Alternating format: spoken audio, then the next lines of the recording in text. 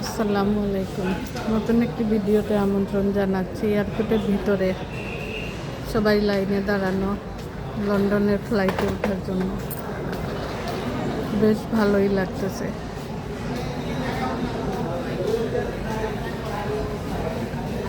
অনেক যাত্রী, আমি বসে বসে দেখতেছি সিলেট এয়ারপোর্টের ভিতর।